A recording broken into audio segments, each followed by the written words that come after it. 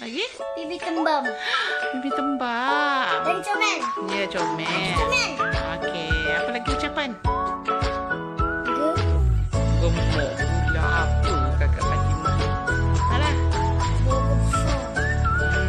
Okeylah. Okey, tata kakak Fatimah.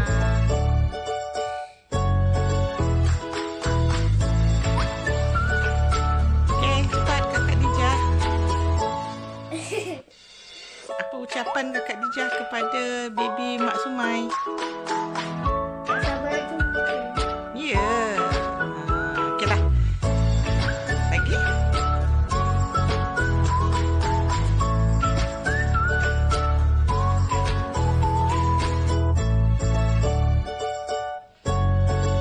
Dah. Ha? Dah. Okey. Alright. Tata. Alright dah. So, kalau Mak sudah bersalin. Dah, Mak Sumai dah bersalin dah pun. What? Dah baby dah, baby boy. Wow.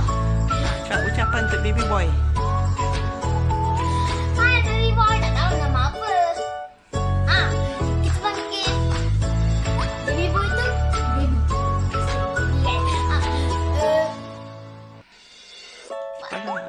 Ucapan Abang Mail kepada baby boy. Cepatlah.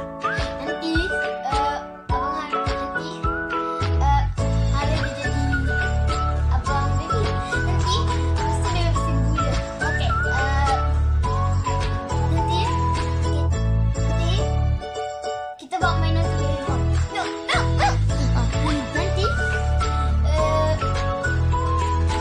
Kepi kalau boleh kita pergi Morris. No. Kita serta baby lembut. Okay, bye-bye. Dah lebih kota dah. Dah, more than 1 minute. You have to stop. Okay, cut.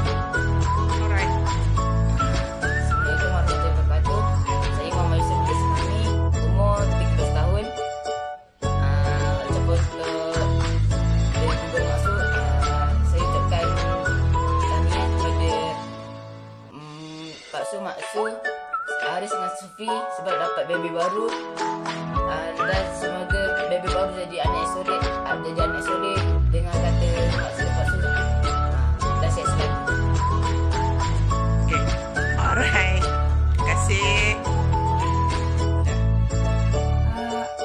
Saya ucapkan tahniah kepada Mak Su dan Pak Su kerana telah kurniakan seorang anak. Rahman doakan supaya anak itu menjadi anak yang soleh, anak yang baik dan dengan kasih. Dah. Dah. Okay. Dah. Hai. Nak cakap tahniah, lepas tu alhamdulillah dah selamat dapat baby, lepas tu semoga baby jadi anak yang baik. Lepas tu Sufi dengan Haris kena jaga dia elok. Jangan kasi dia nangis. Lepas tu kasi mama rehat. Jangan kasi mama stres-stres. Okay.